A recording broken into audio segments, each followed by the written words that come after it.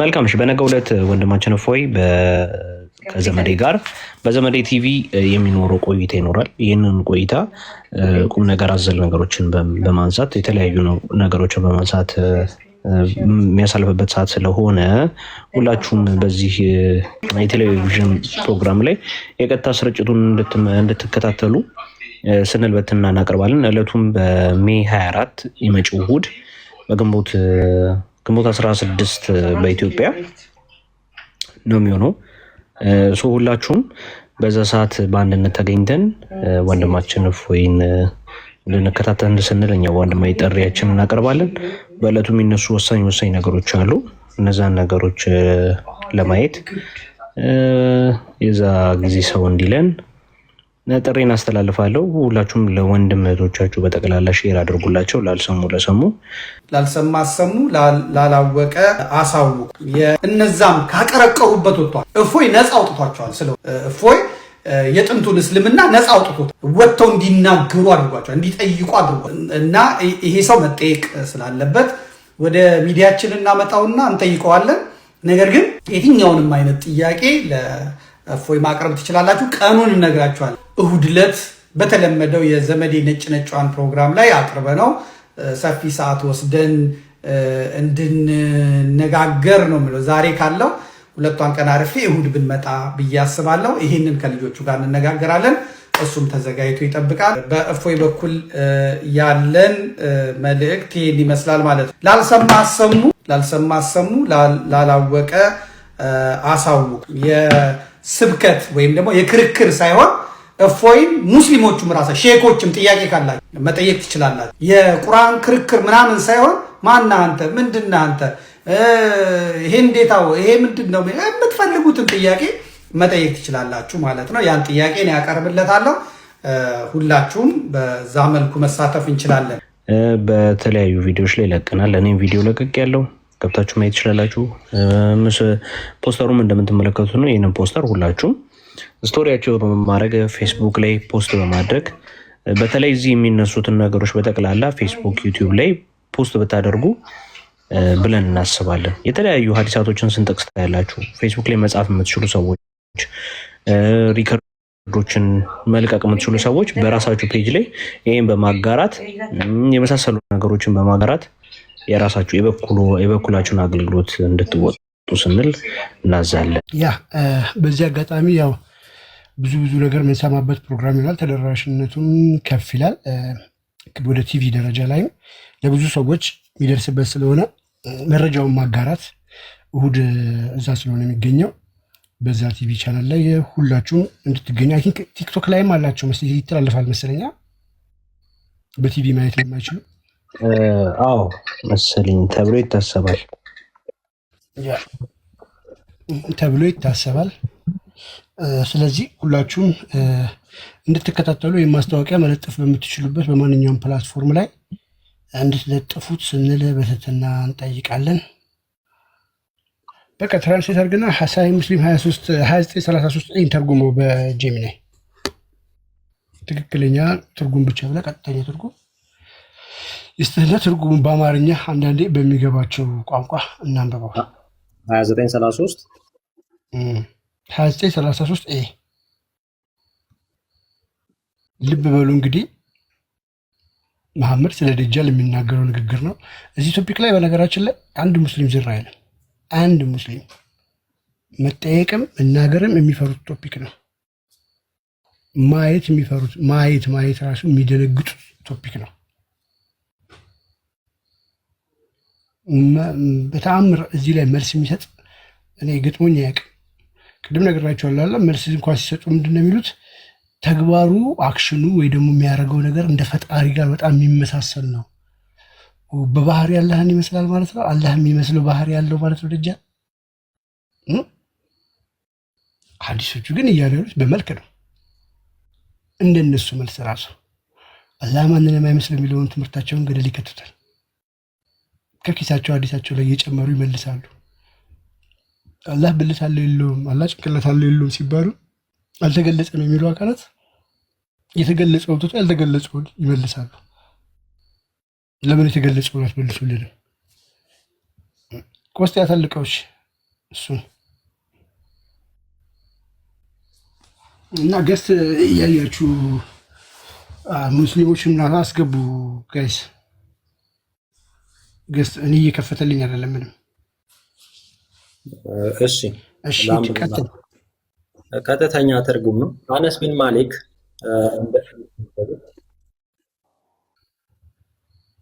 ቆስጤ እሺ አነስ ቢን ማሊክ እንደዘገቡት የአላህ መልእክተኛ እንዲህ ብለዋል። ኡመቱን ህዝቡን ያንን አንድ አይናው ውሸታም ያስጠነቀቀ አንድም ነቢይ የለም። እወቁ፣ እርሱ አንድ አይና ነው፣ ጌታችን ግን አንድ አይና አይደለም። እርሱ አንድ አይና ነው፣ ጌታችን ግን አንድ አይና አይደለም። በግንባሩም ላይ ተጽፈዋል ይላል። ኦኬ ቴንክ ዩ። መሐመድ በራሱ ምን ኮንፌስ አደረገ ማለት ነው? ነቢያት ይህን ትምህርት አላስተማሩም ማለት አይደለ? አንድም ነቢይ ስለሱ ያስጠነቀቀ የለም ማለት እኔ ብቻ ነኝ እያለ ነው አይደለ? ኦፍ ኮርስ አንድም ነቢይ የለም። ምን ያደረገ ያስጠነቀቀ አንድም ነቢይ ማንም ነቢያት ስለ እንደዚህ ብለ የተናገረ ያስጠነቀቀ የለም ማለት። ለምንድን አላስጠነቀቁት? ፈጣሪ ማንንም ስለማይመስል አምላካችን ያህዌ ማንንም ስለማይመስል ነቢያት ግና ለገና ጭራሽ አይደለም ማለት ነው። አይደለም እንትን ሰው ቀጥራችሁ ከዝንጀሮ ጋር ይመሳሰልባቸዋል ብሎ ሊያስተምሩን ይቅርና ራሱን መሐመድ የተናገረው አንድም ነቢይ ብሎ ነቢያት ያላስተማሩት አስተምሮት ነው። እኔ አዲስ አስተምሮትን ይዤ የመጣሁት እያለ ነው ጋይስ። መሐመድ ሳይ ሙስሊም 2933 ላይ ታገኙታላችሁ። አዲሱ ሁላችሁም ከፍታችሁ ማየት ትችላላችሁ። መሐመድ ይሄ የነቢያት አስተምሮት አይደለም እኔ ያመጣሁት አስተምሮት ነው እያለ እየተናገረ ነው።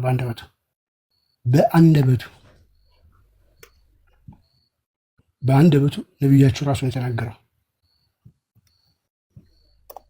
ማን ነው ታዲያ ይህ? ስለዚህ ሰውዬ ታዲያ ሲያስጠነቅቅ እየነገረ ነው ያለው።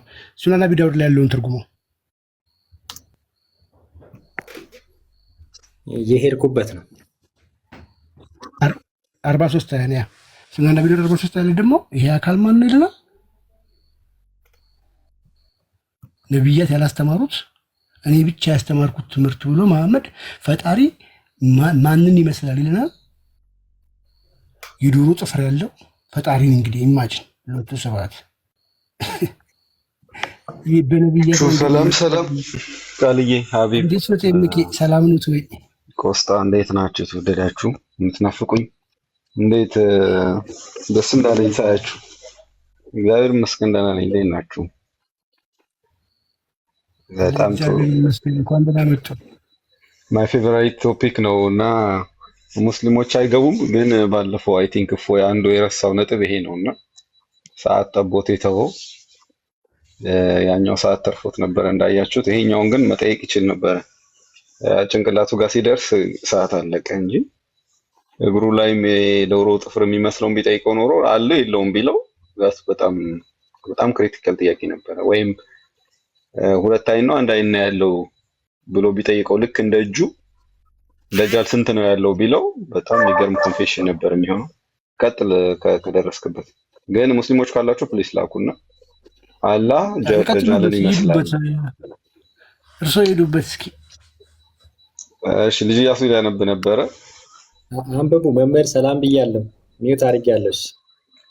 የተወደድከሽ እኔ በጣም ደስ የሚለኝ ምንድነው ከእንትኑ አንጻር ነው፣ ከነሱ መፈክር አንጻር። ለምሳሌ ያለ አንድ ነው አይታይም። ቅድም ቃል ሲለው ነበር በተለያየ ቋንቋ ገባ ወጣ እያልኩም ሰምቻቸዋለሁ።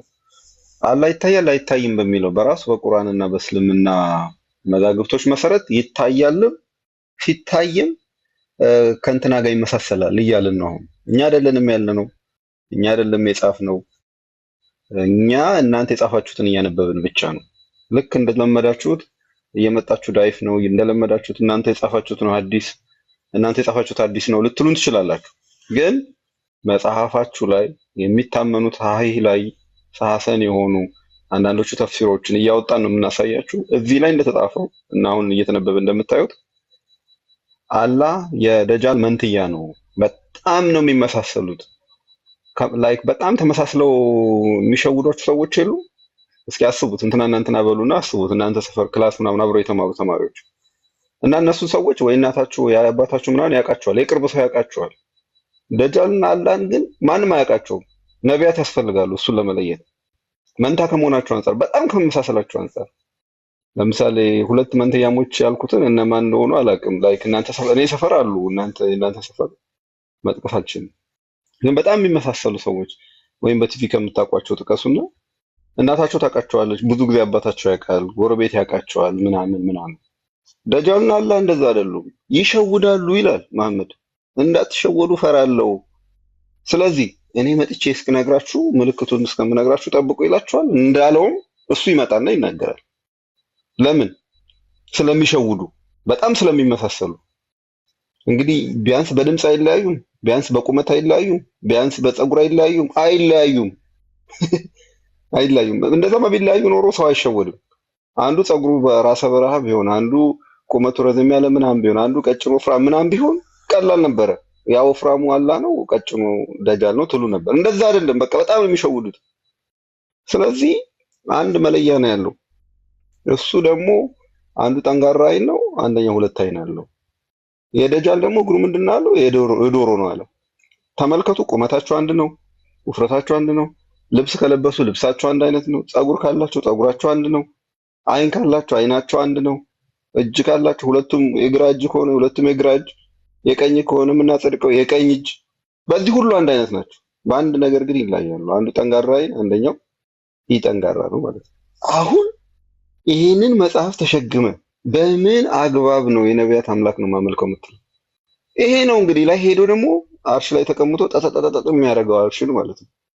ይሄ ነው ከላይ ወረደ ባቱ ተገለጠ ምናምን የሚሉት፣ በ9 ሰዓት ሌሊት ምናምን ይመጣል የሚሉት ይሄ ማለት ነው። ይሄ ጉቾ እኔ አላህን የሚመስለው የለም ያለ አንድ ሙስሊም ሐዲስን መጣል ይጀምራል ማለት። የመጀመሪያ ፖይንቱ ከእስልምና ይወጣል። አንድ ዳርን የሚባል ልጅ አለ፣ ታውቁታላችሁ ይመስለኛል። ከፍረሃል ይላል። ገና አንድ ነገር ያናግራቸውና በቃ ከፈርክ ይላል። እና እውነቱን ነው። አላህን የሚመስለው ማንም የለም ባለ ቅጽበት አንድ ሰው ይከፍራል። አላህ አንድ ነው ካለ ይከፍራል። ለምን? አላህ 30 ነዋ። ሁለት አይን ሲደመር ሁለት እጅ ሲደመር ሁለት እግር ሁለት ከሆነ እግሩ 10 ምናምን ደመርን። አሁን ራሱ ሰሞኑን እንትና እፎይ ሲደምር ሰምታችኋል። 17 15 ደረሱ። ተገጣጥሟል ወይ ብላችሁ የመጨረሻውን ጥያቄ ስጠይቋቸው አልተገጣጠመም ይሏቸዋል። አታመሳስል፣ ተገጣጠመ የሚል የለም። ስለዚህ አልተገጣጠመም ይሏቸዋል። 17 እኩል ይሆናል አንድ ሊሆን አይችልም። ስለዚህ አላህ አልተገጣጠመም፣ ካልተገጣጠመ ደግሞ 17 ነው። ስለዚህ አላህ አንድ ነው የሚል ማንም ሰው ውሸታም ነው ማለት ነው። አንድ እጁን እየገነጠለ ነው ወይ እግሩን ብቻ ነው የሚቆጥረው፣ አይሰራም ማለት። ልክ እንዲሁ አላህን የሚመስለው ማንም የለም ካለ ይሄው ደጃልን ይመስለዋል። በአይን ብቻ ነው የሚለዩት ይላል። መሐመድ ነው ይሄን የሚለው። እናት አባታቸው ቢሆኑ ኦኬ መንታ ናቸው፣ ግን ሰው መለየት ይችላል። መነጽር ያደረገ ሰው ይለያቸዋል ምናምን፣ አብሮ ያደገ ሰው ይለያቸዋል ይባላል። እንደዛ አይደለም። በጣም አጭቤ ሁለቱም በጣም ከመመሳሰላቸው የተነሳ ነቢይ መጥቶ ካልሆነ በስተቀር ሌላው ምዕመን በሙሉ ይሸወዳል። አላህን ደጃልን አላህ ሊል ይችላል። እና ደጃል በዚህ ሁኔታ ነው ከአምላክ ጋር የሚመሳሰለው። በዚህ ደረጃ አይመሳሰልም ነው የሚለን አንድ ሰው ካለ ይኸው እኛ ሻዳ እንይዛለን፣ እሱ ያከፍረናል ማለት ነው። እኛ እሱ ምንድነው የሚያደርገውን ያደርገናል። እኛ ግን እንላለን ይሄ የራሳቸውን መጽሐፍ ጠቅሰን ደጃል እኩል ይሆናል አላህ ኤክሰፕት አንድ አይን ከመሆኑ ውጭ። ልክ አላህ እንትና እንደገለጠው ማለት ነው፣ መሐመድ እንደገለጠው። እንደተለመደው ግን መጥተው መጽሐፋቸውን መጣል ይችላሉ። በዚህ አጋጣሚ መጽሐፋቸውን ሲጥሉ በዛም በኩል ከእስልምና ይወጣሉ። መጽሐፋቸውንም ሲቀበሉ አላህ ደጃልን ይመስላል ሲሉ ከእስልምና ይወጣሉ። አላህ ማንንም አይመስልም ሲሉ ከእስልምና ይወጣሉ። እስልምና ውስጥ የመቆያ መንገድ የለም። እሱ ነው እያልኩ ያለሁት። እና ደጃል እኩል ይሆናል አላህ የሚለው በጣም በጣም ያስኬዳል። እኔ በጣም የሆነ ምን እንደሚታየኝ ብታዩ ላይ ከዚህ ጋር ያለው ሰውዬ ሁለት ሆነው ሲሄዱ ምናምን ጉት ጉት እያሉ እንደዛ ነገር ነው ውስጥ የሚመጣው ማለት ነው። ከምን የተነሳ የደጃል ሙሉ ሰውነቱ ተነግሯል። አጭር ነው፣ እግሩ እንደዚህ ነው፣ ጥፍሩ እንደዚህ ነው፣ ፀጉሩ ፍሪዝ ነው።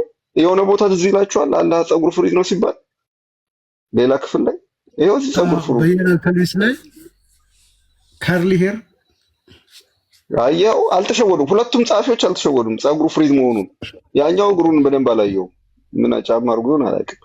ጉዳዩ አንድ የሚታይ አካል የሚመሳሰል አካል እንዳለው ግን 100% እስልምና እርግጠኛ ነው። አሁን የመጡት ግን መጽሐፉንም አይቀበሉም፣ አላህንም አይቀበሉ። እኛ ቲም አላህ ነን። ጋር ሎጂክ እንደሚለው እኛ ቲም አላህ ነን። የአላህ ቃል ይከበር ነው እያለን ነው። አላህ የሚመስለኝ ዘመድ አለኝ ጓደኛ አለኝ ብሎ ተናግሯል። ተቀበሉ። ደጃል የሚባል ጓደኛ አለው፣ መንታ አለው። የለውም ካላችሁ ኑ ይህን መጽሐፍ ጣሉ፣ ከዛ ከእስልምና ውጡ። ይህን መጽሐፍ ባጥሉም ከእስልምና ትወጣላችሁ፣ ብትቀበሉትም ትወጣላችሁ። እሱ ነው ችግሩ። እስላሚክ ዳለማ በየቦታው ይባላል። ይቀጥሉ ብሮስኪ። እሺ እናመሰግናለን። ጀዛከላ ኸይር ነው የሚባለው ቃል ያሰማልን መቼም። እና ጋይስ እዚህ ሲምፕል እኮ ነው፣ በጣም ሲምፕል ነው። እንግዲህ እነዚህ ሰዎች እንግዲህ አላህ ተገጣጥሟል፣ እጁና እግሩ መገጣጠም ያለው ብልት አለው ጭንቅላት አለው ሲባሉ አልተገለጸም። እግር ማለት ማለት ነው እግር ነው ብለው የሚመልሱ ሰዎች አልተገለጸም። ያልተገለጸን ነገር እናንተ አታብራሩ ወይ ደግሞ እናንተ አትናገሩ፣ ያልተጻፈ አታውሩ የሚሉ ሰዎች ያው የተመሳሰለውን ለምን አይናገሩም ነው ጥያቄ። ፊት ለፊታችሁ የምታዩትን እኔ ቃል ስጋ ሆነ ወይ ቆስጢ ዙርቀኒ ወይ ሀቢብ ወይ ኤምኬ ወይ ልጅ ኢያሱ እኛን እንደ ያመሳሰል ነው አይደለንም። ማን ያመሳሰለው? ልዩ መሐመድ ራሱ ለዓለማት ዝንተላከ የምትሉት ነቢያችሁ ስጋት አለኝ እኮ ያለው። ስጋት አለኝ ምንድን ያለው ነቢዩ እንዲህ ብለዋል አለ። ስለ ደጃል ሐሰተኛ መሲህ በጣም ብዙ ነግሬያቸዋለሁ። ኢማጂን በጣም ብዙ ተነግሯቸዋል። ስለሱ በጣም ብዙ አውርተዋል። በዚህም የተነሳ ግራ ተጋባችሁ።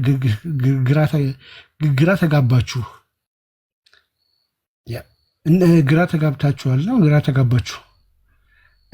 እንዳታስተውሉ እሰጋለሁ፣ እንዳታስተውሉ እሰጋለሁ። ግራ ተጋብታችሁ ሳታስተውሉ እንዳትቀሩ እሰጋለሁ። ደጃል ይላል አጭር ለራመድ የአማርኛ ወጣ ምንድን ነው ትርጉሙ?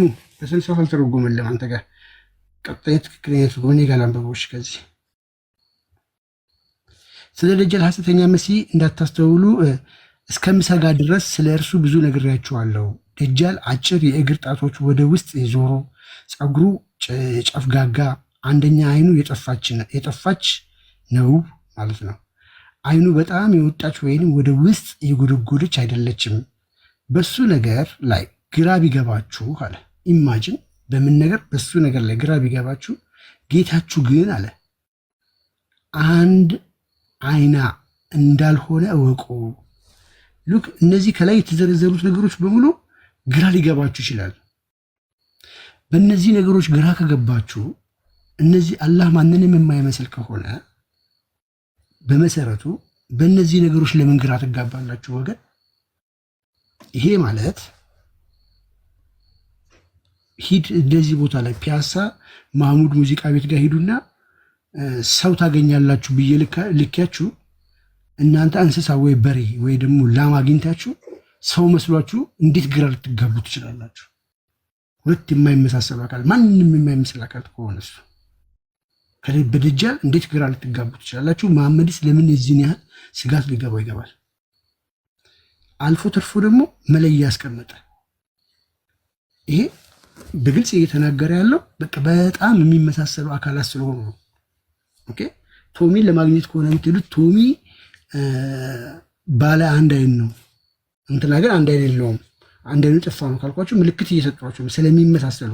ስለዚህ ላሙ አንድ አይኗ የጠፋ ላም ብታዩ ወይ ደግሞ በሬ ብታዩ ይሄ ቶሚ ነው ልትሉ አትችሉም፣ ሰው ቀጥራችሁ። ስለዚህ አምላካችሁ ማንንም አይመስልም ካላችሁ ላሟንም ደጃልንም ፍጡራንም በሙሉ የማይመስል ከሆነ ግራ መጋባት አይጠበቅባችሁ፣ ምልክት ሊነገራችሁ አይገባም። አንድ ሁለተኛ ደግሞ ነቢያት ሁላ እንዳልሰበኩት ራሱ መሐመድ ቅድም ተናግሯል በሳሂህ ሙስሊም 2933 ላይ ከፍተን እንዳየ ነው። በዚህ መሰረት ጥያቄ ልጠይቅ። ማለት አሁን እኔ እንደገባኝ አላህ ለምሳሌ 8 ኪሎ ሜትር ቁመት ሊኖረው ይችላል። ኦፍኮርስ ያው በሀዲሱ መሰረት አዎ፣ በዚህኛው በዚህ በደጃል ትምህርት መሰረት አዎ፣ ደጃል ያለው ነገር በሙሉ አለው። ደጃል ስንት ነው ኪሎ ሜትር እንትኑ ቁመቱ? አጭር ነው፣ አልተቀመጠም በሜትር አጭር ነው የሚለው ሰው የ8 ኪሎ ሜትር ረዥም ነው 8 ሶ ሞስት ላይክሊ አጭር ነው የሚሆነው ማለት ነው። አላህ ኦፍኮርስ አዎ ከአደም ያነሰ ነው። ኤግዛክትሊ ተመልከት፣ አላህ አጭር ነው። እሱ ብቻ አይደለም ደጃል ይሄ የውስጥ እቃዎች ምናምን አሉት ዴፊኒትሊ ቢኮዝ በሰው ነው የሚመስለው ብሏል። አንጀት ምናምን ስለዚህ አላህም አለው ማለት ነው። አንጀት አለው፣ ጉበት፣ ጨጓራ፣ ደጃል ያለው በሙሉ አለው ማለት ነው። ኦኬ ደጃል አንቲክራይስት ነው ተብሏል። ቅድም ከታች እንዳለ እየጠየቀ ነበር። ጥሩ አድርጎ ነው የጠየቀው። ቴንክ ዩ። ደጃል አንቲክራይስት ነው ተብሎ ክራይስትን ነው የሚቃወመው፣ ግን የሚመስለው አላህን ነው። which means አላህ እኩል ሆነ ክራይስት ማለት ነው። አላህ እኩል ሆነ ኢሳ ማለት ነው። እኔ እኮ ግን አፋቸውን ዘግቶ ግን የሚያናግራቸው አይመስላችሁም? እግዚአብሔር በጣም እኮ የሚገርመኝ እንዴት አንድ ወጥ መጽሐፍ ያቅታቸዋል። ቢያንስ አንቲክራይስት ነኝ ብሎ ነው የሚመጣው ወይም ከኢሳን ተቃራኒ ሆኖ ነው የሚመጣው አሉና ግን ተመሳስሎ እንዳይሸውዳቸው የተባሉት ይኸውላችሁ። ለምሳሌ ሐሰተኛው ኢየሱስ እንላለን እኛ በመጽሐፍ ቅዱሳችን። ሐሰተኛው ኢየሱስ ራሱን ኢየሱስን አስመስሎ ይመጣል ነው የምንለው አይደል? ኢየሱስን አስመስሎ ከመምጣቱ የተነሳ እንዳትሸወዱ ተጠንቀቁ፣ ሐሰተኛ ነቢያት ምናምን እየተባለ ብዙ ትምህርት ተምረናል፣ እንማራለን ወደፊትም። ስለዚህ የክርስቶስን ትምህርት ስናቅ ሐሰተኛው ኢየሱስን እንቃወማለን እሱን መስሎ ስለሚመጣ። አሁን ይሄኛው እነሱ ምን አሉ? ደጃል ማለት አንቲክራይስት ነው አሉ። ያው እዚህ ጋር ልጅ ኢያሱ እያሳየን ነው። አንቲክራይስት ከሆነ በኋላ በመልክ ግን የሚመስለው ማንን ነው? አላህን ነው። ታዲያ ክራይስት እኩል ይሆናል አላህ ነው ማለት ነው። ሴም ታይም አዘዋይስ ለምን ሁለቱ ተመሳሰሉ? እና የእስልምና ዳይለማ በየቦታው ነው ለማለት የፈለኩት ምንድነው፣ ደጃል ያለው ነገር በሙሉ አለው ያቺ የጠፋቸው አይን በስተቀር ምንድነው ጠንጋራ ከሆነችው አይን በስተቀር አላህ እኩል ይሆናል ደጃል ማለት በሙሉ እንችላለን። ይሄ አይስማማንም፣ ተሳደባችሁ አምላካችን ምናምን የምትሉ ካላችሁ ገብታችሁ ጠይቁን። እንደውም አካለ ጎዶሎ ስንል ነበረ፣ አሁን የተወሰነ ጨምረንላችኋል። ስለዚህ አላህ እንደዚህም ነው ማለት እኛ አይደለንም። ኦፍ ኮርስ ሁሉንም ስም የሰጠናችሁ ወንድሞቻችሁ አልራዚ የሚባሉ ሰዎች እነሱ ናቸው። ጣዋ አይን አለው ትላላችሁ፣ እጅ አለው ትሉና ወገብ የለውም ትላላችሁ። እንደዚህ ከሆነ ይሄ ከጣዖታትና ይሄ ከመጫወቻዎች ራሱ ያንሳል ያሏችሁ የራሳችሁ ስኮላርስ ናቸው። ዕቃ ልትገዙ ለልጆቻችሁ ሄዳችሁ አስቡት። ወይ ውሻ ስትገዙ ጭራ የሌለው አንገት የሌለው ውሻ ምን ብላችሁ ነው የምትገዙ? አትገዙም ማለት። ሰውም ቢሆን እንደዚህ ሰው ነኝ ብሎም የተቀመጠ ቢሆን ማለት ነው አንገት የሌለው ጭንቅላት የሌለው ምን ብላችሁ ነው ሰው ብላችሁ የምትገዙ? አይዶል እንኳን አይሆንም፣ ይሄ መጫወቻ እንኳን አይሆንም ብለው የነገሯችሁ ራሳችሁ ከሙስሊም ስኮላርስ መካከል ናቸው። እነሱ ብቻ ሳይሆኑ ሀባሾችም ዛሬ ይሄ ጣዖት ነው እንጂ አምላክ አይደለም አላህ ይሏቸዋል። ዴፊኒትሊ እኛም እንዲህ የእነሱን ተቀብለን ስንላችሁ ነበር። ሌላ መጽሐፍ የራሳችሁን ስናነብ ደግሞ ይሄው ሙሉ አካል ሰጥቶ እንደውም ባለ ሁለት አይን አድርጎ ቁመቱ አጭር ሆኖ የዶሮ ጥፍር ምናምን የሚመስል እግር ይዞ ተገለጠ ማለት ነው። አላህ አልታወቀም አይገለጥም አትበሉ። በነገራችን ላይ አላህ ይገለጣልን ብትሉ አይገለጥም ብትሉ ከእስልምና ትወጣላችሁ። እኔ እኮ አስወጥተን ጨረስናችሁ እኮ በሁሉም መንገድ። ይገላል ብትሉ ለምሳሌ ይገለጣል ብትሉ አላህን ያየው ማንም የለም ምናምን በሚለውና ምናምን ይሄ አልተገለጸም በምትሉት ትምህርታችሁ መሰረት ከእስልምና ትወጣላችሁ። አይገለጥም ብትሉ ደግሞ ራሱ በቂያማ ቀን ይመጣና መጀመሪያ ቀድሞ ካዩት በሌላ ፎርም ይመጣል ይላል። ስለዚህ አሁን ማየት አለባችሁ ማለት አሁን አይታችሁታል ማለት ነው። እንደ ኡስታዛችሁ አልተገለጸም ብትሉ እስላም አይደላችሁ፣ ሙስሊም አይደላችሁ። ቢኮዝ ሙስሊሞች በሙሉ አላህን ለሁለተኛ ጊዜ ነው የሚያዩት ቂያማ ቀን። ለምን? መጀመሪያ ስላዩት ማለት ነው። መጀመሪያ በምን መንገድ ነው ያያችሁት? በዶሮ እግር ነው ያያችሁት? በፍየል ቅርጽ ነው? በምንድን ነው ያያችሁት? ቴላስ ያው መጽሐፋችሁ ግን የሚለው መጀመሪያ ካዩት በሌላ ቅርጽ ይመጣል፣ ከዛ እነሱም አይደለም ብለው ያባርሩታል ምናምን ብሎ ያወራል ማለት ነው። which means አይታችሁታል፣ ታውቁታላችሁ በዚህ ዓለም ማለት ነው። አልተገለጠም ማለት አትችሉም። ይሄው እዚህ ጋር ደግሞ እንደምታዩት የተገለጠው በወንድሙ በደጃል አይነት ነው። ወንድሙ ደጃል ምን ይመስላል? ቁመቱ ይሄን ያህል እንደዚህ። ከዛስ አይኑ አንደኛ የዛኛው ደግሞ ሁለት ነው። የአላህ ስንት ነው? ሁለት አይና ነው። የአላህ አይን ሁለት አይና ነው። እነኚህን ጥቅሶች ያዟቸው ክርስቲያኖች፣ ሁላችሁም ያዟቸው። ለምንድን ነው እንደዚህ የምናደርገው? አምላካቸውን አንዳንዴ መንፈስ ነው ይሏቸዋል። ሐሰት ነው። ይሄው መንፈስ ቢሆን እንደዚህ ተገለጠ አይባልም። አይ ተገልጦ ነው እንጂ አላህ ማንነቱ እንደ ደጃል አይደለም ካሉን ዌልካም ቱ ክርስትና ማለት ነው። ያኔ አለቀ ነገሩ። ዌልካም ቱ ክርስትና። ለምንድን ነው ወደ ክርስትና እንኳን ደህና መጣችሁ የምንላቸው? ክርስትና ማለት የመገለጥ ሃይማኖት ነው። አምላክ በፍጹም የማይታይ ማንነት በመንፈስ ሲኖር በመለኮት ሲኖር ሳለ በእኛ ስጋ እኛን መስሎ እኛን ሆኖ መጣ ስንል እንዴት አምላክ እንደኛ ያድራል? እንዴት ሰው ይሆናል? እንዴት ይተኛል? እንዴት ማህፀን ውስጥ ይገባል አሉን አይደል? እንዴት ዶሮ ይሆናል? ቀለል እናድርገው ጥያቄ። ልጅ ኢያሱ ካሜራ ኦፍ አድርገህ ወይ እንድምትል ወይም ደግሞ ኦኬ ይቻላል። እንዴት ደጃልን መሰለ? እንዴት ቁመቱ አጠረ? እንዴት አይኑ እንደዚህ ሆነ ብለን እንጠይቃለን ማለት ነው። በጣም ሲምፕል ጥያቄ። አይ አልሆነም ካላችሁን ይሄን አዲስ ትጥላላችሁ፣ ከእስልምና ትወጣላችሁ። ጥቅሶቻችሁን በደንብ ያዟቸው። እስኪ ጥቅስ ያልያዛችሁ ሰዎች ጠይቁ፣ አንዳንድ ቁጥር ጻፉ። እነዚህን ጥቅሶች መያዝ አለባችሁ። 3 4 ናቸው። አናስቸግራችሁ፣ ግን ጻፏቸው። አንዳንድ ቁጥር ከጻፋችሁ ጥቅሶቹን እንደግማቸዋለን። አንቀበላቸውም ካሏችሁ ወደኛ ታመጧቸዋላችሁ። እንደዛ ያሉትን ሰዎች ወደነ ቆስጠንጢኖስ፣ ወደነ ቃል፣ ወደነ ሀቢብ፣ ወደነ ልጅ ኢያሱ 4 ጥቅሶች እነግራችኋለን፣ ወይ 5። ከ5 አልበለጠም። ከ5 ከበለጠ እንዳትጽፉ። አንድ ቁጥር የጻፈ የለም። አይ ኧረ ጥቅሱን የያዙቷችሁ ይፈልጉ። ትንሽ የማይማሩ የምንሽ ከነሽት ነው። ይቻላል። እሱ ሁለት ይበቃቸዋል። እሺ አንድ ቁጥር አንድ ሰው ጽፏል። እሺ አንድ ቁጥር 2 ሰው ጽፏል። 10 ሰው ካልጻፈ አንከፍትም ጥቅሶቻቸው። መላኩ ጠገብኩ ነው ከታች ቀጥሎ ይመጣው እሱ ነው።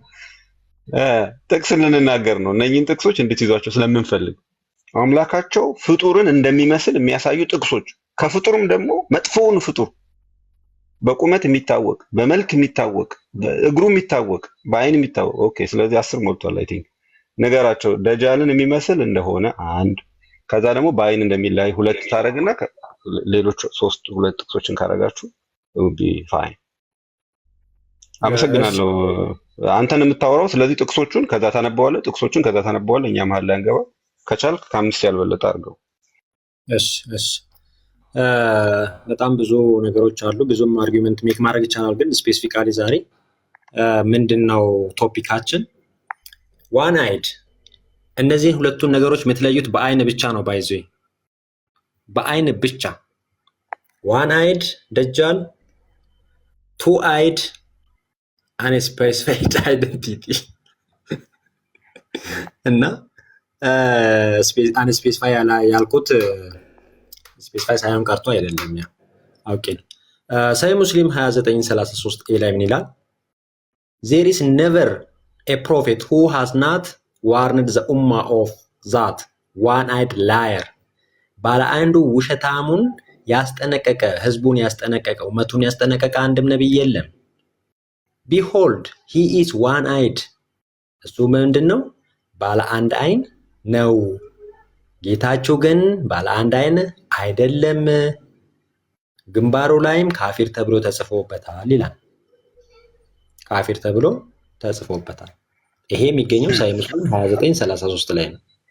ቴንክ ዩ። እንደገና ሪፍሬዝ ላድርገው። አሁን ሰሂህ ሙስሊም 29:33 ላይ እንዳያችሁት ኤ ላይ ማለት ነው ሁሉም ነቢያት አስጠንቅቀዋል፣ ከነቢያት ያላስጠነቀቀ ማንም የለም። never from the prophet ማንም አላስጠነቀቀም። never a prophet who has not warned the ummah ያላስጠነቀቀ የለም ማለት ነው። ሁሉም አስጠንቅቀዋል ለማለት ነው። እና ኤኒዌይ እሱን ለማረም ነበር የገባሁት። ግን ጎሄድ ያላስጠነቀቀ የለም። እነሱ እንዳስጠነቀቋቸው እኔ ደግሜ እነግራችኋለሁ። እናም አላህ ደጃልን ይመስላል ወይም ደጃል አላህን ይመስላል። የደጃል ምልክቱ ግን አንድ አይና መሆኑ ነው። እላው ላይ ግንባሩ ላይም ደጃል ምን ተብሎ ተጽፎበታል? ካፊር የሚባል ተጽፎበታል። አላህ ካፊር አይደለም፣ ደጃል ካፊር ነው። አላህ 2 አይና ነው፣ ደጃል ደግሞ ስንት አይና ነው? 1 አይና ነው። 29:33 ኤ ሰሂህ ሙስሊም። አልቀበልም ማለት አይቻልም። ይሄንን ከተቃወሙ ሙስሊሞች ከፈሩ ማለት ነው። ልክ ከደጃል ጋር ይሄዳሉ። ምክንያቱም ሰሂህ ካለ ሙስሊምና ወዲኮል ዳዘዋን ቡኻሪ አለመቀበል አይችሉም። ሰምታችሁኛል በደንብ። ወደ ሁለተኛው ጥቅስ ኦኬ። ሁለተኛው ደግሞ ምን ይላል? ዘ ፕሮፌት ነብዩ እንደዚህ ላይ I have told you so much about ደጃል፣ ስለ ደጃል አንቲክራይስት የሆነው ወይም ደግሞ የክርስቶስ ተቃዋሚ ስለሆነው ደጃል ነግሬያቸዋለሁ ብዙ ነገር። much about ደጃል that I am afraid you may not understand ግራ እንዳታጋቡ ወይም ደግሞ እንዳልገባችሁ ምን እላለሁ እሰጋለሁኝ። አም አፍሬድ ዩ ሜይ ናት አንደርስታንድ እንዳልገባችሁ እሰጋለሁ። ዘ አንቲክራይስት ኢዝ ደጃል ማለት ነው። ሾርት ሄንቱድ የዶሮ እግር፣ ውሊ ሄርድ የበግ ጠጉር፣ ዋን አይድ ባለ አንድ አይን ኤንድ አን አይ ሳይትለስ ኤንድ ኔዘር ፕሮቸርድ ኦር ዲፕ ሲትድ ምን የሆነ አይኑ ጎላ ያለ ወይም ደግሞ ጎላ ያለ ወይም ደግሞ ጎርጎድ ያለ አይደለም። ምንድን ነው? አይን ሳይትለስ ነው። if you are confused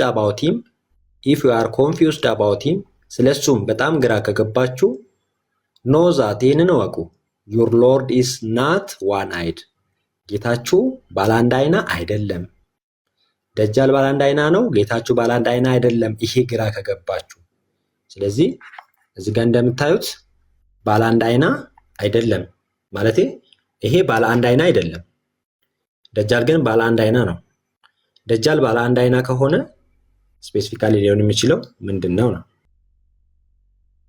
አሁን አምጡ በአረበኛ መደበቅ ስለሚወዱ ካሏችሁ እንድታሳዩአቸው ይሄው ስክሪንሻት ይመቻችኋል ማድረግ ትችላላችሁ። ስክሪንሻት ከዛ እሱ ልክ እንዳደረጋችሁ ወደ እንግሊዘኛው ለወስዳችሁ ነው። ይሄው እዚህ ጋር ሳሂህ ይላል አይደል? ከታች ቁጥሩን በደንብ ለማሳየት ብዬ ነው እንጂ ጥሩ ነው የነገራችሁ። ወደ ዘይት ከርሰሩ ይታል። ኦኬ ከርሰሩ ይታየኝ አይደለም፣ አስቸጋሪ ነው። ኦኬ ሄር ይጎ እዚህ ጋር ይታያችኋል ሳሂህ የሚለው ራቅ ላድርግላችሁ። እዚህ ጋር ይሄው ስክሪንሾት ይቻላል። አሁን ይሄው እዚህ ጋር if you confused የሚለው ማለት ነው። ይሄው እዚህ ጋር if you are confused about him ስለዚህ ስለ ደጃል ትንሽ ከተደናገራችሁ ከዛ ምን አለ know that ይሄንን ወቁ lord your lord ወይም ጌታችሁ is not one eyed አንድ አይና አይደለም። ስለዚህ ሁለት አይና ነው። ያኛው ጠንገር ያለ ነው፣ ይሄኛው ሙሉ አይን ነው። ይሄ የት ነው የሚገኘው? አሁን እንዳያችሁት ኢብን አቡ ዳውድ 43:20 ሱናን አቢ ዳውድ ሐዲስ ነው፣ ሳሂህ ነው። ከተቃወሙት ከእስልምና ይወጣሉ። ሳሂህ ስለሆነ ማለት ነው። እነዚህ መጽሐፍቶች በነገራችን ላይ እነሱ መርጠው ቤስት የሚሏቸውን እስልምናን አያስወቅሱም ብሎ የመረጧቸው መጽሐፍቶች ናቸው። ከዚህ ዝቅ ያሉ ደረጃቸው ዝቅ ያሉ መጽሐፍቶችን ብናመጣ ግን ያው እንዳለ እስልምና ብቻ ሳይሆን አጠቃላይ መካም ይፈርሳል። ቀጥሎ ሁለተኛውን ይሄን አሳይተናል። የቅድሙን 29:33 ሳሂህ ሙስሊም፣ የአሁኑ ሱናን አቡ ዳውድ 43:20 አንድ ጥቅስን ጨምራችሁ ከዛ ይበቃችኋል። እሺ አይ ቲንክ ትልቁ ላይ መሆን ከቻልኩኝ ወይም ደግሞ ኦኬ እሺ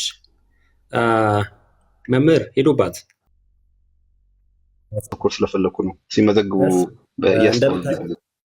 እዚህ ጋም ሳያል ቡኻሪ 7407 ላይ ነው 7407 ላይ ያው ስለ ግሬዱ አይጠየቅም። አደጃል was mentioned in presence of the prophet አደጃል በነብይነት ወቅት ወይም ደግሞ በነብያቶች ተጠቅሷል። the prophet said ነብዩም እንደዚህ አለ Allah is not hidden from you አላህ ከናንተ የተደበቀ አይደለም። Allah is not hidden from you he is not one eyed ባለ አንድ አይንም አይደለም አላህ and pointed with his hands toward his eyes and adding ስለዚህ ይሄ with አልመሲህ አደጃል is ነገር ግን አልመሲህ አደጃል is blind in right eye አልመሲህ አደጃል ወይም ደግሞ አንቲክራይስት ደጃል ምንድነው? ባለ አንድ አይን ነው። ምን አለው? ግራ አይን ብቻ አለው ማለት ነው። blind in right eye ቀኝ አይን የለውም። his eye is looks like protruded grape ምንድነው? ጥቁር ዘቢብ ነው እንደዛ አይነት ነገር ግሬፕ እና እንደዛ አይነት አይን ያለው ምን ያለው ቀኝ አይኑ እየጠፋ የሆነ ግራ አይን ያለው ነው ማ ደጃል አላስ አላህ ከእናንተ የተደበቀ አይደለም። አላህ is not hidden from you. he is not one eyed. አላህ ባለ አንድም አይናም አይደለም።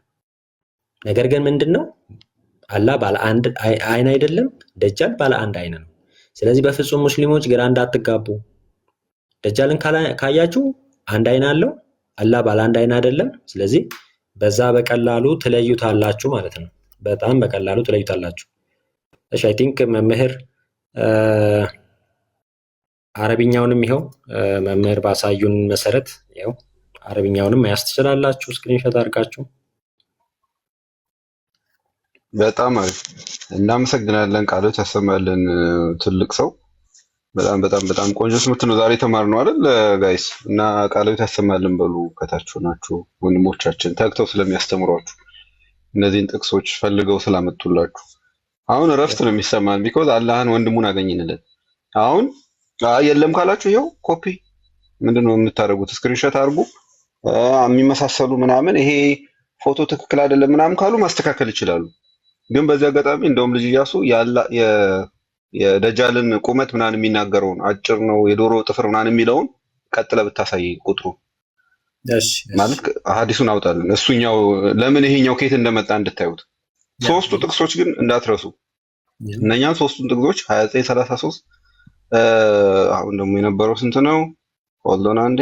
አዎ 4320 ሱናን አቡ ዳውድ። የአሁኑ ደግሞ ቡካሪ ነው። ይሄኛው ደግሞ 7407። እነዚህ ይሄው እዚህ ጋር የምታዩት የቡካሪው በአረበኛ እዚህ ጋር ተቀምጦላችኋል። ስክሪንሾት ማድረግ ትችላላችሁ። በእንግሊዝኛ መደበቅ የሚፈልግ ካለ ይሄው እዚህ ጋር አለላችሁ። ይሄው እዚህ ጋር ሳሂህ የሚለው ይታይ ይሆን? አሎና አይ ቲንክ አይታይም። ከኔ እሱ ይሻላል ይመስለኛል እንዳየሁት። ግን ይሄው ሞክሩት፣ የሚመቻችሁን አድርጉ። አይ ነው ገርሞኛል ለምን እንደሆነ። እሺ እነዚህን ጥቅሶች ውስጥ ምን አያችሁ? እንደውም እዚህ ጋር አይኑ ሸውራራ ነው ብቻ የሚል ሳይሆን ያየነው የቀኝ አይኑ ነው ሸውራራ። የሆነ ቦታ የግራ የሚል አለ። እነ ቃል ካስፈለገ ያመጣሉ፣ ግን አያስፈልግም። ሙስሊሞች በዛ ደረጃ አያውቁም። በጣም ብዙ ነው ባይዘ ያ ግራ ይጋባል። መሐመድ አንዴ ቀኙን ያያል፣ አንዴ ግራውን ያያል፣ አንዴ ሁለቱም የጠፉ ናቸውም ይላል። እና ደጃልንም ብዙ አያውቁትም፣ አላህንም ብዙ አያውቁትም። ከዚህ የተነሳ በደንብ ነው የሚምታቱት። ግን ተዉት፣ ለጊዜው በአንዱ ብቻ እንስማማ። በእነዚህ ሶስቱ ጥቅሶቻችሁ አላህ እንዴት ከደጃል ጋር ወንድማማች እንደሆነ ማሳየት ትችላላችሁ። አይ አንቀበለውም ካሉ ቡካሪን ሲጥሉ ከእስልምና ይወጣሉ፣ ሳሂህ ሙስሊምን ሲጥሉ ከእስልምና ይወጣሉ። ሳሂህ ሙስሊምና ቡካሪ ብቻ ሳይሆን አሁን ያያችሁት ሱናን አቡ ዳውድ ላይም እንዲሁ። ለምንድን ነው ወደዚህ የመጣ ነው? አላህ አምሳያ የለውም ካሉ በኋላ አላህን የሚመስል ፍጥረት አለ፣ ያም ከፍጥረት በጣም ያስጠላል ያሉት ደጃል ነው። ከደጃል ጋር የሚለያዩት እዚህ ጋር እንደምታዩት ደጃል የቀኝ አይኑ ጠፍቷል፣ አላህ ግን ሁለት አይና ነው ብሎ ይናገራል ማለት ነው። አሁን ደጃል የሚመስለው ከሆነ ደጃልን ከአላህ ለመለየት ነብይ የሚያስፈልግ ከሆነ ዝም ብሎ ማንም ሰው መለየት የማይችለው ከሆነ በጣም ይመሳሰላሉ ማለት ነው። ቅድም እንዳልኩት በጣም ከተመሳሰሉ በፀጉር ፍሪዝነት፣ አሁን ስለ ፀጉር ፍሪዝነት ነው ያሳየናል። በፀጉር ፍሪዝነት፣ በቁመት አጭርነት፣ በእግር ምናምን በብዙ ነገር ተመሳስለው በአይን ብቻ ከሆነ የተለያዩት፣ ይሄን ለመለየት ደግሞ ነብይ ካስፈለገ እና መሐመድ ቆይ ደግሜ ልንገራችሁ የምትሸወዱ ይመስለኛል ብሎ መናገር ከጀመረ ግን ራሱ ደጃል ማን ነው የሚመስለው? ሚኮዝ ደጃልን ካገኘን አላህን አገኘ ነው ማለት ነው። አይን ብቻ ነው የምንቀይረው። አሁን ወደ ደጃል ማንነት እንሂድ። እሺ እስካሁን የያዛችሁት በጣም የተወሰነ ሀዲስ ነው። ሳሂህ ሙስሊም 2933 አይተናል። ከዛ ሱነን አቢ ዳውድ 4320 አይተናል። ፕላስ ሳሂህ አልቡኻሪ 7407 አይተናል። እነዚህ በጣም ውስን የሆኑ ናቸው። ምናልባት ቶሎ ስክሪንሾት ማድረግ ከቻላችሁ ልክፈትላችሁ። ሳሂህ ሙስሊም 169፣ ሳሂህ አልቡኻሪ 2934፣ ሪያድ አልሰሊም 1809፣ ሪያድ አልሰሊም 1812፣ ኦኬ ሳሂህ አልቡኻሪ 3439 እስከ 40 አጌን ሪያድ አልሰሊም 1819 እና ሪያድ አልሰሊም 1817 በጣም ብዙ ሀዲሳቶች አሉ። እነዚያን ነገሮች በሙሉ ስለምንድን ነው የሚያወሩት? ስለ ደጃል ነው የሚያወሩት። ደጃል ምንድን ነው? he is blind in one eye you reap Allah is not blind በጣም ሙሐመድ በጣም በቃ ለፍቶ እባካችሁ እኔ በጣም ፈርቻለሁ እንዳትሳሳቱ አልገባችሁም ብዬ በጣም እሰጋለሁ በጣም እፈራለሁ ደጃል አንድ አይን አለው አላህ ግን እውር አይደለም አንድ አይኑ አላህ ባለ አንድ አይና አይደለም ደጃል ግን ባለ አንድ አይና ነው ያለ ሙሐመድ በቃ ደጋግሞ ሲያለቅስ ነበር ማለት ነው ለማስረዳት ኦኬ ስለዚህ እነዚህ መረጃዎች ተጨማሪ በጣም ብዙ ሐዲሳቶች አሉ እዚህ ጋር ወደ ተወሰኑትን አይተናል ነገር ግን ምን ብለናል ቅድም እንዳየነው ደጃል ጸጉሩ ምንድነው ይሄ ምንድነው የለበሰው ጸጉር የበግ ዝምዝም ይመስል ነው አይደል የበግ ፍሪዝ ነገር ማለት ነው እዚህ ጋር የማ መጽሐፍ ነው መሰላችሁ ይሄ እዚህ ጋር የምታዩት የኢብኑ ተይሚያ መጽሐፍ ነው ተልቢስ አልጃሃሚያ የሚባል መጽሐፉ ላይ ሙጀለድ 7 ፔጅ 290 ላይ እንደዚህ ይላል the messenger of Allah ያላ መልእክተኛ ሜጋ ፕሌስም ምናምን ነገር I saw my lord አምላኬን አየው ጌታዬን አየሁት in the form of beardless young man ወጣት ወንድ ልጅ ጺም አልባ with abundant curly hair in green garden okay በምን አየሁት ወጣት ጺም አልባ ጸጉሩን ፈርዞ አረንጓዴ ስፍራ አየሁት ይላል ማንን ያየው አላህን ያየው ማን ያየው ሙሐመድ ያየው ሐዲሱ ምንድነው ኦተንቲክ ኦኬ ሐዲስ ስኮላርስ ሩሊንግ ኦተንቲክ attributed to this person the prophet እዚህ ጋር ምን ያልመሰላችሁ I think ከእንትኑ ትራንስሌት ሲያደርግ በትክክል አላመጣልኝም ግን ምንድነው ሐዲሱ አውተንቲክ ነው ላይክ በአረብኛ የነበረ ስለነበረ ነው ኦኬ እስቲ እንትን ላሳያችሁ አንዴ ሳሂህ መርፉ ነው ሳሂህ መርፉ ማለት ቀጥታ ከመሐመድ የተነገረ ተቀባይነት ያለው ያ እንትኑን ቆረጠብኝ ታውቃለህ ተንቼኑ the summary of that is ruling authentic with chain transmission trace back to the prophet ቀጥታ ቼኑ ወይም ደግሞ የዘገባው ሰንሰለት ወዴት ነው የሚመለሰው ወደ ነብዩ ነው የሚመለሰው ስለዚህ ይሄ ሰሂህ ብቻ አይደለም ሰሂህ መርፉ የሚባለውም ለዚህ ሰሂህ መርፉ የሆነ ሐዲስ ነው በጣም ኦተንቲክ የሆነ ማለት ነው ኦኬ ስለዚህ ኢብኑ ተይሚያ መጽሐፍ ነው ቢያን ተልቢስ አልጃሃሚያ ሙጀለድ 7 ፔጅ 290 ላይ ታገኙታላችሁ ማለት ነው ኦተንቲክ ሜን ፖይንታችን ትሬስ ባክ ቱ ፕሮፌት ያ ስለዚህ ይሄንን ይመስላል ዛሬው ሙስሊሞች ባለመኖራቸው አዝኛለሁ በጣም እዚህ ላይ ግን በደንብ እንድትረዱ የምፈልገው አንድ ነገር አለ እኛ እንግዲህ ሙስሊሞች በብዛት አላህ ማንንም አይመስልም even እኛ ክርስቶስ በስጋ የተገለጸ አምላክ ነው ስንል ኖ እንዴት እንደዛ ትላላችሁ ከማህፀን ይወጣ ሰው እንዴት ይላሉ ግን ይሄው አላህ ግን የሚመስለው አካል አለ እኛ ክርስቲያኖች የምንለው ማለት ነው እግዚአብሔር መንፈስ እንደሆነ ነው የምንናገረው ኦኬ ዮሐንስ ወንጌል ምዕራፍ 4:24 ነው አውጣልኝ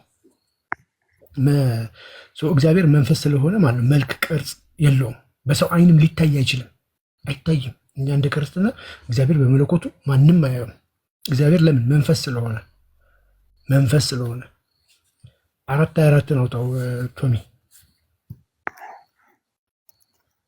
ኦልራይት እሱ ያወጣ ቃልዬ የቅድሙ ሰመራይዝ አርገነዋል ምንም ተጨማሪ አይደለም የምናገረው የደጃልን ቦታ ለማስታወስ ያህል ነው ደጃል ማንነቱ የተጠቀሰበት ይኸው እዚህ ጋር እንደምታዩት ስለ ደጃል ብዙ ሳውራ ሰምታችሁኛል ምናምን ብሎ የደጃልን ቁመቱን ምናምን የጻፈበት ማለት ነው ሳሂህ ሙስሊም 29 ቅራርገው 37 ኤ ዝቅ ባደርገው አይ ቲንክ ሙሉን ታዩታላችሁ ሰፊ ነው ሐዲሱ 39 ይሄው እዚህ ጋር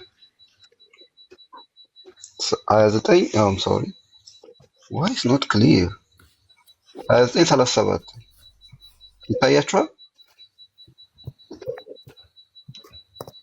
29:37 ኤ ሳሂህ ሙስሊም ነው ሳሂህ ነው የሙስሊም ነው ቅድም አይታችኋል 29:33 ላይ 33 ኤ ላይ ከአላህ ጋር እንደሚመሳሰል እዚህ ጋር ደግሞ የራሱ የደጃል ተክለ ቁመናው ምን እንደሚመስል ያለው የአካል ክፍል ስለ እግሩ ምናምን የሚያወራበት ማለት ነው። ስለዚህ በእግር ምናምን ይመሳሰሉና ልዩነታቸው በአይን ነው ከአላህ ጋር ተብሏል። እነኝህን ጥቅሶች እንዳትረሱ። የመጀመሪያው ደጃል የሚባል የሆነ አካል አለ። ቁመቱ፣ መልኩ፣ እግሩ ምናምን 2937 ኤ ምን አልኳችሁ? ሳሂህ ሙስሊም አጠፋሁት ስለመዘገባችሁት። እንቀጥል። እዚህ ጋር የምታዩት ቅድም ያየነው ተመሳሳይ ናቸው፣ ግን ሰፖርት ለማድረግ ብቻ ነው። 7407 ቡካሪ በጣም ብለርድ ነው፣ በጣም አዝናለሁ። 7407 ቡካሪ ወይም ሳሂህ ቡካሪ። ኧረ ካሜራው አይመስለኝም። በእናትህ እንዴት እንድትናደ አይ ቲንክ ከኮምፒውተሩ መሰለኝ። ብራይትነስ ቀነስ እስኪ የኮምፒውተሩን ብራይትነስ። አዎ እሺ ይሻላል መሰለኝ። እውነትህን ነው። አዎ ሲቀነስ ይሻላል። እሺ እዚህ ጋር እንዳያችሁት 2933 ኤ ሁለተኛው ጥቅሳችን፣ ሶስተኛው ጥቅሳችን 4320 ሱናን አቡ ዳውድ 4320 ጥቅሶቹን የያዛችሁ ሰዎች 3 ቁጥር ጻፉ። 3 ጥቅስ 4 ነው እንጂ የተናገርነው 4 ጥቅሶችን ቁጥሩን ጻፉ እና ቃሎት ያሰማልን በሏቸው ወንድሞቻችን። ከዛ ወደ ዮሐንስ ወንጌል፣ ማቴዎስ ወንጌል ወይ ዮሐንስ ወደ ጥቅሳችሁ ቀጥሉ። እናመሰግናለን። ቀድመህ የጻፍሽው መልካም። እሺ እንትን በል ቶሚ፣ ዮሐንስ ወንጌል ምዕራፍ 4:24 ክፈተውና ሉክ እንግዲህ እነሱ እኛ እግዚአብሔር ማንንም አይመስልም፣ እግዚአብሔር መንፈስ ነው። ኦኬ መልክ ቅርጽ የለውም፣ በአይን የሚታይ አይደለም። በመለኮቱ እግዚአብሔር መቼም ቢሆን አናየውም ብለን የምናምነው። ያው ዮሐንስ ወንጌል ምዕራፍ 4 ቁጥር 4 ላይ ምን ይላል? እግዚአብሔር መንፈስ ነው፣ የሚሰግዱለትም በመንፈስ በእውነት ሊሰግዱለት ይገባቸዋል ይላል። ስለዚህ እግዚአብሔር ምንድን ነው? መንፈስ ነው። ማንም ደግሞ አይቶት አያውቅም። እዚሁ ዮሐንስ 1:18 ላይ ሄድ። እግዚአብሔር እንኳን ሊመሳሰልብን እንኳን ከዶሮ ጥፍር ካለው አካል ጋር ሊመሳሰልብንና ጥርጣሬ ውስጥ ልንገባ ቀርቶ ማለት ነው። ከዚህ በፊት ወደፊትም ማንም አየው፣ ወደ ኋላም ከዚህ በፊትም ማንም አይቶት አያውቅም። ራሱን በገለጠው መጠን ግን ይታያልና። ኦኬ ክርስቶስ ምንድነው? በስጋ የተገለጠ አምላክ ነው የምንለው። በስጋ የተገለጠ አምላክ ነው። 1:18 ላይ ይላል እግዚአብሔር ያየው አንድ ስንኳ የለም፣ በአባቱ እቅፍ ያለ አንድያ ልጁ ማተረከው፣ እርሱ ተረከው፣ ክርስቶስ ተረከው። ያ ቃል አካላዊ ቃል በስጋ ተገልጦ እርሱ ተረከው። እግዚአብሔርን ማንም ያየው እንደሌለ ይናገራል። እያያዛችሁ ጥቅሶችን አንደኛ ጢሞቴዎስ 6:16 ላይ ደግሞ ምን ይላል?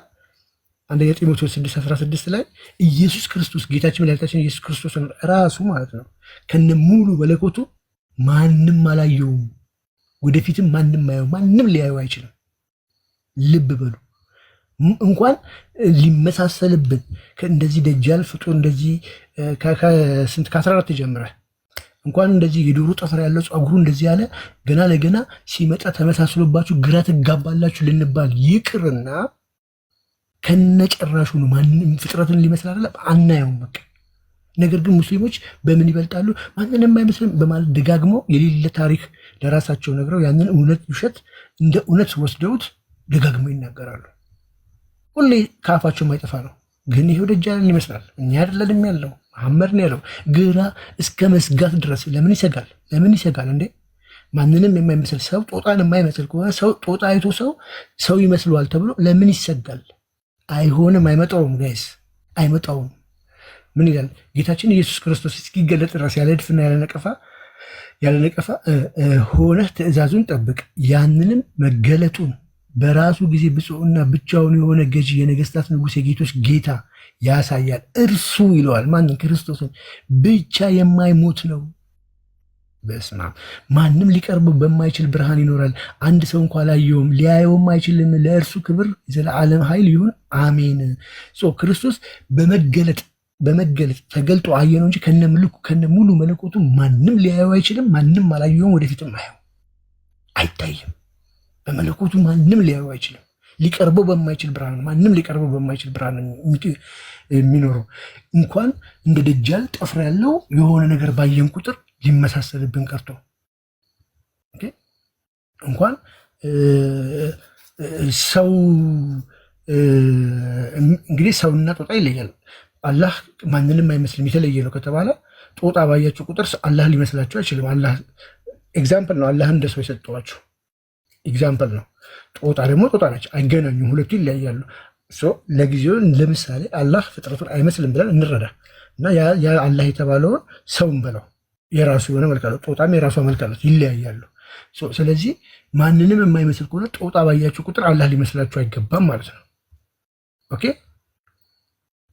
ስለዚህ አንደኛ ጢሞቴዎስ 6:16 ላይ ምንድን ነው? እሱ ብቻ የማይሞት ነው፣ ማንም ሊቀርበው በማይችል ብርሃን ይኖራል የተባለው ማንም ሊቀርበው በማይችል ብርሃን፣ እሱም የማይሞተው ነው፣ ከነ ሙሉ መለኮቱ ነው ነገራቸው። ስለዚህ ከሰው አንድስ እንኳ አላየውም ሊያየውም አይችልም ነው የተባለው። እርሱ ክብርና የዘላለም ኃይል ይሁን አሜን። የኛ ጌታ ይሄ ነው። ኦኬ። ቆላሴስ 1:15 ላይ ደግሞ ክፈትልኝ ቶሚዬ። ቶሚ አለ? ቆላሴስ 1:15 ክፈተው።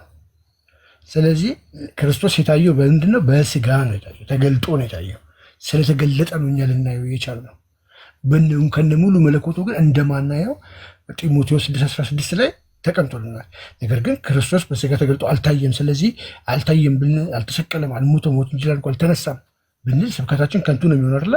ነገር ግን በመገለጥ ከነ ሙሉ መለኮቱ ማንም ሊቀርበው በማይችል ማንም ሊያየው የማይችል ስለሆነ ማለት ነው።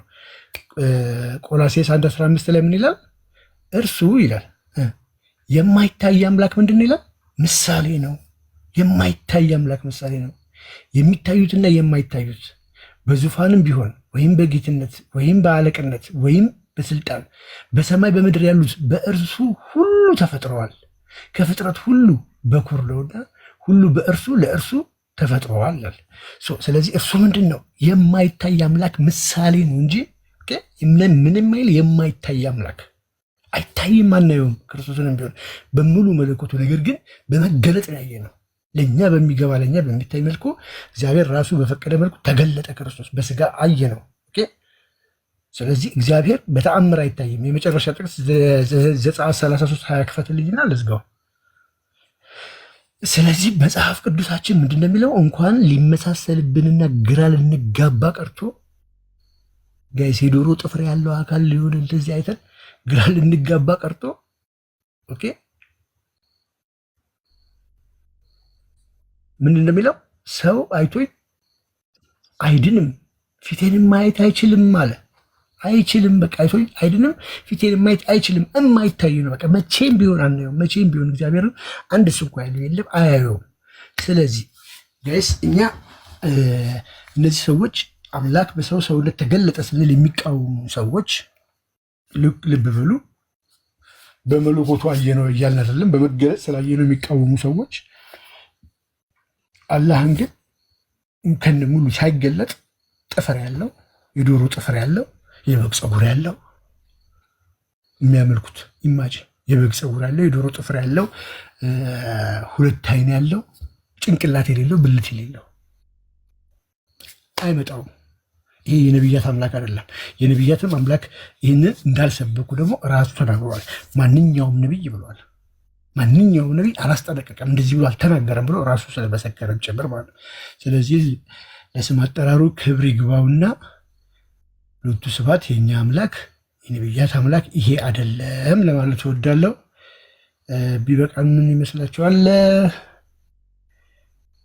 የጎደለ ነገር ካለ መምህር ስላሉ ደግሞ መምህር የሆነ ነገር በሉበትና እንጠቅመን። ቃሎት ያሰማል። በድጋሚ ዙር ቀን ይቀጥሉ። እስኪ እኔ መጨረሻ ላይ ይቀጥሉ። ደግሞ ቃሎት ያሰማል ወንድሞች ሁላችሁም። ሚዩት ነው ዴቁን። እውነት ነው። በስመ አብ ብዙ ነው ያወራሁት። ካሜራዎትን እያስተካከሉ መስሎኝ ነበር ጌታ ቃል ሲናገር ሰምታችሁት ከሆነ ክርስቶስን በሙሉ አካሉ ያየው ማንም የለም ሲል ነበር እና ይሄ ንግግሩ ተሳስቷል። ቁጥር 1 አልተሳሳተም። ቁጥር 2 ሰው ጻፉ።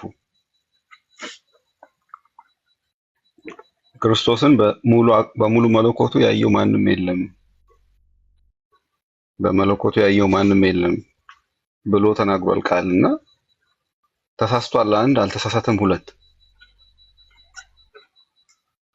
እሺ መልሱን በውስጣችሁ ያዙትና መልሱ ትክክል አልተሳሳተም የሚለው ነው። 2 ቁጥር ነው። ይኸውት የማቴዎስ ወንጌል ምዕራፍ 17 ላይ ነው መወስዳችሁ። ማቴዎስ ወንጌል ምዕራፍ 17 ላይ ቅድም የተነገረው መለኮት የሚታይ የሚነካ አይደለም። አባቱን ማንም አያውቀውም፣ አንድ ልጁ ተረከልን ብሎ ራሱ ክርስቶስ ስለ አባቱ የምናውቀው ነገር ምንም እንደሌለ፣ እንደውም አባትንም ከልጁ የተሻለ የሚያውቀው ማንም የለም፣ አባትን ብቻ ሳይሆን ልጅንም ከአባት የተሻለ የሚያውቀው የለም ይላል።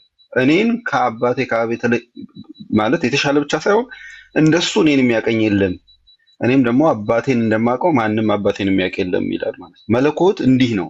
እኛ በምናየው በአይናችን መጠን ልክ ምናምን የሚታይና የሚቆጠር ልክ እንደዚህ ያውም ከአንቲክራይስት ጋር ቁመቱ አጭር ጥፍሩ ምናምን የተባለውን አይኑ እንደዚህ ከሆነ ሰው ጋር የሚመሳሰል ቀርቶ በመለኮትነቱ ማንም ያየው አንድስ እንኳን የለም። ዳዊት በመዝሙሩ ብሎ እንደተናገረው እግዚአብሔር መሰወሪያውን በነፋሳት ላይ አደረገ እና በጨለማ አደረገ፣ ሊያየው የሚችል ማንም የለም፣ በማይታይ በዛ በነፋሳት ውስጥ አደረገ የሚለው ለዚህ ነው። ነፋሳት ወዴት እንደሄዱ ወዴት እንደመጡ አታውቁም፣ እናንተን ሲነኳቸው ብቻ ነው የምታውቁት። ጨለማም እንደዚሁ። ለዚህ ነው የካህናት ልብስ አብዛኛው የካህናት ልብስን ጥቁር የሚደረገው። የማይመረመረውን መለኮት እንሰብካለን፣ የማይመረመረውን ትልቁን እሱን እኛ ደግሞ በቸርነቱ ረድቶን ፈቅዶልን እናገለግላለን ሲሉ፣ የማይመረመር መለኮትን እናገለግላለን ሲሉ ጥቁር ልብስ እና ካባ ክብ የሆነ ነገር ይጠቀማሉ። ለማንኛውም እሱ ሌላ ትምህርት ነው። ግን መለኮትን በምልአት ያየው ማንም የለም። ግን ክርስቶስ መለኮት አይደለም ነው ከሆነ ታዲያ እንዴት ነው አላየውም የምትሉት? ሙሉ የሆነ መለኮት በስጋ ያልተገለጠ ራሱ መጥኖ በሚፈልገው መጠን ለኛ ተገልጦ ካልሆነ በስተቀር በምልአት ያየው የለም ማለታችን ነው። ታስታውሱ ከሆነ ሙሴ በጽሑፍ አይቶታል። በእጽ ተገልጦ እግዚአብሔር አናግሮታል። 562 ጊዜ ተነጋገረ እንላለን። ለአብርሃምም በእንግድነት መጥቶ አስተናገደው። ትክክል። ለአብርሃምም በእንግድነት መጥቶ አስተናገደው እግዚአብሔርን እንላለን። ታዲያ ምን እያልክ ነው? መልአኩ ትሉ ከሆነ ቤተክርስቲያን ይህንን ታስታርቃለች። እግዚአብሔር በሚፈልገው መንገድ ተገልጦ ለፍጥረታት ተገልጦ ያውቃል። ያልተገለጠ አምላክ አናመልክም። ግን በምልአትና በመለኮት በሁሉ ማንነቱ ግን ተገልጦ አያውቅም። ለዚህ ነው እግዚአብሔርን አንድስ እንኳን ያየው የለም የገዛ ልጁ ተረከልን እንጂ የተባለው። አስተዋላችሁ? አንድም የለም ይላል። ግን አት ሴም ታይም እኔ እግዚአብሔር ነኝ ብሎ ለሙሴ ሲያናግረው ትሰማላችሁ። እኔ እግዚአብሔር ነኝ ብሎ የይስሐቅን እናት ይስሐቅን ሲያበስራት ትሰማላችሁ። ወይም አብርሃምን ሲያናግረው ትሰማላችሁ። ያ በመገለጥ ይባላል፣ በመታየት ይባላል፣ በመምጣት በመገለጥ ይባላል። ለዚህ ነው አሁን በዚህ ክርክር አይሁዳውያንን ሙስሊሞችን መርታት እንችላለን። ሙስሊሞች እንደምታስታውሱት 28:30 ላይ ሱራ 28:30 ላይ ምን ብሎ ተጽፏል? በዛ በቁጥቋጦ ውስጥ በቀኝ በኩል በሸለቆ እንደዚህ ምናምን አላህ ከዛፍ ውስጥ እኔ አላህ ነኝ ብሎ ሙሳን አናገረው ይሉናል። which means አላህ በእንጨት ውስጥ እኔ አላህ ነኝ ብሎ ከእንጨት ውስጥ ሊናገር ይችላል በሙስሊሞች ትምህርት። ግን አላህ ከእንጨት ይልቅ ሰው ሆኗል ስንል ራሳቸውን ያማቸዋል ማለት ነው። አያችሁ፣ ሰይጣን ይሄንን ስለማይፈልግ አሳመማቸው እንጂ እንጨት የሚለውን ተቀብለው ሰው የሚለውን ነው የከበዳቸው። ከሰውና ከእንጨት የቱ ይከብዳል? ከሰውና ከእንጨት የቱ ይከብራል? ለሙስሊሞች እንጨት ይከብራል፣ ለኛ ግን ሰው ይከብራል። እግዚአብሔር የባህሪያውን መልክ ያዘ ስንል አይከብደንም፣ ወዶን ከፍቅሩ የተነሳ እንዲህ ስላደረገ። ለሙሴ ያናገረው ተብሎ በቁርአናቸውም ተጽፎ በእኛም በመጽሐፋችን ተጽፎ ስናወራ ግን አይሁዳውያንንም ሙስሊሞችንም አይከብዳቸውም። ስለዚህ ይሄ ያለመረዳት ችግር ነው። ለሙሴ ያናገረው ስንል እግዚአብሔር በምልአት ተገለጠ አንልም። እዛ ላይም ቢሆን በቁጥቋጦ ውስጥ ሆኖ ተገለጠ። ሐመልማል ከነበልባል አንድ ላይ ሆኖ አየ። ይሄማ ይደንቃል ብሎ ጠጋ ሲል የቀረብክበት ቦታ የተቀደሰ ነውና ጫማህን ከእግርህ አውጣ ሙሴ ሙሴ ሙሴ አለው። እግሩን ጫማውን ከእግሩ አወጣ፣ ወደዛችን ቀረበ፣ ሰገደ፣ እግዚአብሔርንም አነጋገረ። ታቦት ተቀብሎ ከሲና ተራራ ላይ ወደ ህዝቡ ወረደ። ታስታውሱ ከሆነ ወደ ህዝቡ ሲወርድ ሙሴ ሙሴ ሙሴ ፊትህን ተሸፈንልን፣ ከብርሃን የተነሳ አይናችን ሊጠፋ ነው ይሉት ነበር። የግንባሩ ብርሃን እነሱን እያቃጠላቸው። ለምንድን ነው ይሄን ሁሉ ማመጣላችሁ? ተረድታችሁን ከሆነ እግዚአብሔር ይገለጣል። አዎ ይገለጣል። እግዚአብሔር ይታያል፣ ግን በወደደው መጠን ብቻ እንጂ በፍጹም መለኮቱ ታይቶ አያውቅም። ዮሐንስ ወንጌላዊ ከሙሴ አይጣላም፣ ወይም ሕዝቅኤል ከዳዊት አይጣላም፣ ወይም ሌሎቹ ሐዋርያት ከዳዊት አይጣሉም፣ ወይ ከሌሎቹ እርስ በርሳቸው አይጣሉም። እግዚአብሔር በቁጥቋጦ ውስጥ ለሙሴ ያናግሮታል። ለአብርሃም በሽማግሌ አምሳል ተገልጧል። ለዛ በመልአክ አምሳል የተገለጠለት አረሳሁት። ኦኬ ጠብቁኝ። በመልአክ አምሳል ይሄ ታውፋኒ በሚባሉ ተገልጦ ያውቃል። ስለዚህ የእግዚአብሔር መልአክ ተብሎ ወይም ኤንጅል ኦፍ ሎርድ ተብሎ ተገልጦ ያውቃል። ማኑሄ ቴንክ ዩ ለማኑሄ ተገልጦ ያውቃል። ሌላም ቦታዎች ላይ ለምሳሌ ለኢሳይያስ በረዥም መሰላል ላይ በዙፋን ላይ ተገልጦ ያውቃል። ያ ነው እግዚአብሔር ለኛ አይደለም። እግዚአብሔር ለኢሳይያስ እንደዛ ተገለጠ ማለት በቃ እዛ ዙፋኑ ላይ ያለው እንደዛ የሚታይ እሱ ብቻ አይደለም። እግዚአብሔር በምልአት ያለ ወደ ሲኦል ቦርድ ወደ ሰማይ በወጣ ክንፍ አውጥቼ ብበር ያልንለት ነው። እግዚአብሔር የሆነ ወንበር ላይ የሚቀመጥ አይደለም። እግዚአብሔር ባለፈው ፎይ ሲል ሰምታችሁት ከሆነ እሱን ማለት ነው እየነገርኳችሁ ያለው የሆነ ወንበር ላይ የሚቀመጥ የሆነ ዙፋን ላይ የሚቀመጥ የሆኑን አካላት የሚሸከሙት አይደለም። ሕዝቅኤልም ይናገራል 4 እንስሶች ይሸከሙታል እንደዚህ። ይሄንን ወስዶ ዮሐንስ በራእዩ ይናገራል። አሁን እነዚህን ሁሉ ጥቅሶች ለምንድን ነው የማመጣው? የእግዚአብሔር መገለጥና የእግዚአብሔር መታየት ልዩነት አላቸው። የሙስሊሞች መገለጥ አይባልም። ለምን? አላህ ራሱ እጅ አለው። ሊትራል የሆነ እጅ ነው ያየነው። እሱ ያየነው ነው እጁ፣ እሱ ያየነው ነው እግሩ ብለው ስለሚያምኑ ነው። መገለጥን አይደለም የሚያምኑት። መገለጥ ቢያምኑማ ዌልካም ቱ ክርስትና እንላቸው ነበር። መገለጥ ከሆነ ግን ቅድም እንዳልኳችሁ ለሙሴ ተገልጧል፣ ለአብርሃም ተገልጧል፣ በወደደው ተገለጠ፣ በመጠናቸው ተገለጠ። አሁን የማቴዎስ ወንጌል ምዕራፍ 17 ላይ እንምጣ። ክርስቶስ በሥጋ ከተገለጠ በኋላ ሐዋርያት አብረውት ተአምራት አይተዋል፣ ትምህርቱን ተምረዋል፣ ከትምህርቱ ከተአምራቱ ተሳትፈዋል፣ አብረውት አድረዋል፣ አብረውት ውለዋል። ታስታውሱ ከሆነ አንዳንዶቹ እንደውም አብረውት አድገዋል።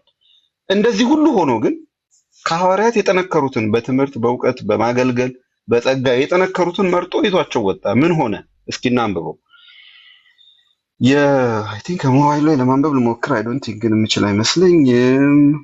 ካልሆነ እንዴት እንደማደርግላችሁ አላውቅም። እሺ እስኪ ልሞክር። አንተ ከባድ ነው ለካ። ከ6 ቀን በኋላ ኢየሱስ ጴጥሮስንና ያዕቆብን ወንድሙን ዮሐንስን ይዞ ወደ ረጅም ተራራ ብቻቸውን አወጣቸው። በፊታቸውም ተለወጠ፣ ፊቱም እንደ ፀሐይ በራ፣ ልብሱም እንደ ብርሃን ነጭ ሆነ።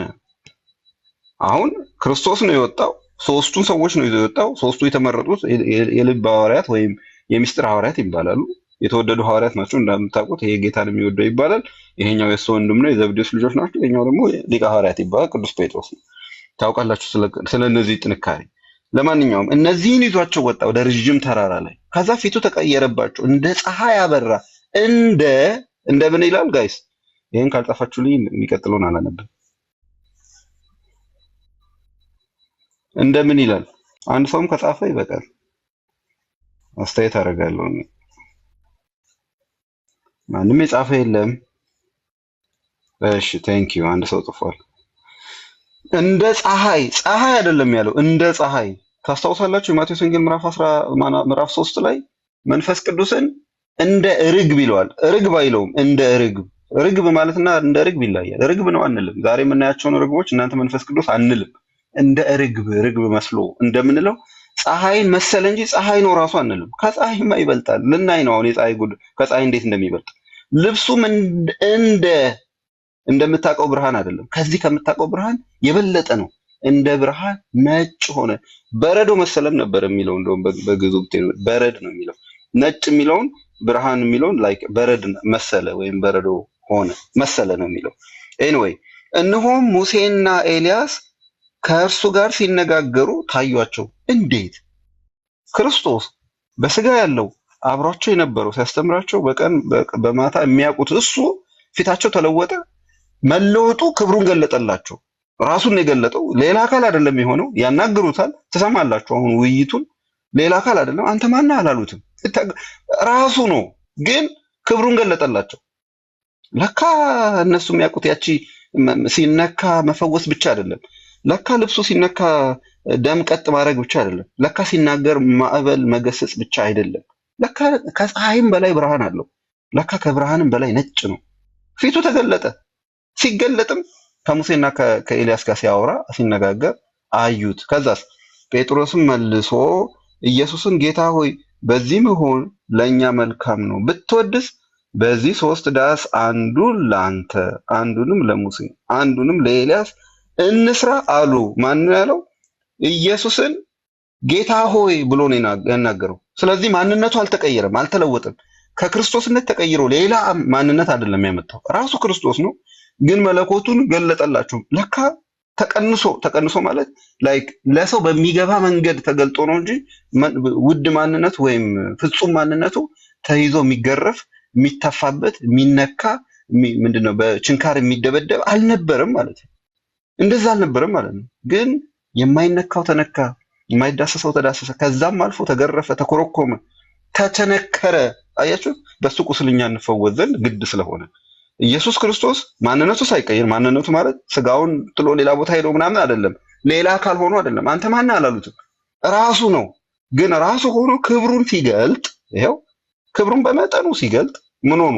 ጌታ ሆይ በዚህ መሆን ለኛ መልካም ነው፣ ለአንተ አንዱን ለአንተ ለእንትና ብሎ ተናገሩ። ከዛስ እርሱም ገና ሲናገር እነሆ ብሩህ ደመና ጋረዳቸው፣ እነሆም ከደመናው በእርሱ ደስ የሚለኝ የምወደው ልጄ ይህ ነው እርሱን ስሙት የሚል ድምፅ መጣ። ደቀ መዛሙርቱም ሰምተው በፊታቸው ወደቁ፣ እጅግም ፈርተው ነበር ይላል። ዋት በዚህ መገለጥ ውስጥ ይጠነክራሉ። የተሻሉ ናቸው የተባሉት ሐዋርያት እንኳን ቆመው ድምፁን መስማት አልቻሉ። ቆመው መገለጡን ክብሩን ማየት አልቻሉ። ኢየሱስ ክርስቶስ ሲገለጥ ቅዱሳን ሐዋርያት እንኳን በፊቱ መቆም አይችሉም። መለኮት በፍጹም መገለጡ ቢገለጥ፣ ክርስቶስ በፍጹም መገለጡ ቢገለጥ ማንስ ይነካው ነበር? ማንስ የትኛው ሰው ነው ከእርሱ ጋር የሚነጋገረው? የትኛው ፍጥረት ነው ከእርሱ ጋር የሚግባባው? እውነት ለመናገር ሊሆን አይችልም ማለት ነው። ስለዚህ ባህርን ሲገስጻት ወይም ደግሞ ተኛ ሲባል ለምን እንደሆነ ተረዱት ለማለት ነው። ስለዚህ ኢየሱስ ክርስቶስ በፍጹም መለኮቱ ሐዋርያትና እኛ አየነው አንልም። ክብሩን በገለጠ ጊዜ ቅዱሳን ሐዋርያት ሁሉ በፊት ወደቁ፣ ድምፁንም ሰምተው ሊቋቋሙት አልቻለም። ከዛስ ምን አደረገ?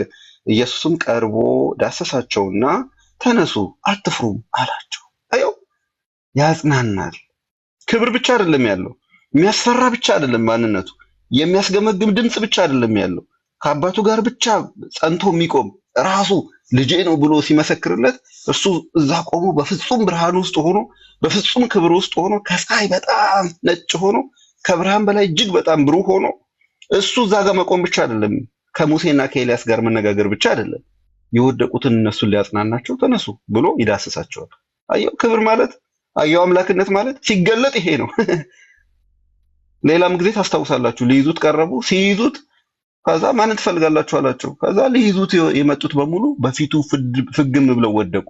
ሊይዙት ሊነኩት አልቻሉም ኢየሱስ ክርስቶስን። ስለዚህ በፍጹም መለኮቱ ወይም ደግሞ ይሄ ላይክ ምንድነው መለኮት ብቻ በምንለው ማንነቱ አይደለም ማለት ነው ያየነው፣ በስጋ ተገልጦ ነው ያየነው። ለዚህ ነው የጋለ ብረትን የምንጠቀመው ለምሳሌነት። ሁሌ እሳትን ለብቻው ብታገኘው አትይዘውም፣ ለብቻው ብታገኘው አትይዘውም። ከብረቱ የተነሳ ግን ትነካዋለህ፣ ታቃጥለዋለህ። እንደውም ብረቱን ደብድበህ ወደ ፈለክበት ቢላዎ መጥረቢያ ትሰራበታለህ። ልክ እንዲሁ ማለት ነው ክርስቶስም በለበሰው ስጋ ተነክቷል፣ ተደብድቧል፣ ተገርፏል፣ በልቷል፣ ጠጥቷል፣ ተኝቷል። እንዲሁ ኢየሱስ ክርስቶስ በፍጹም መለኮቱ ቢሆን እነዚህ አሁን የሆኑት በሙሉ ታሪኮች አይሆኑም ማለት ነው። አሁን የሆኑት ታሪኮች ማለት ከድንግል ጡት መጥባት እንዴት ለመለኮት ይቻለዋል? እንዴት ወደ ማህፀን መግባት ለመለኮት ይቻለዋል?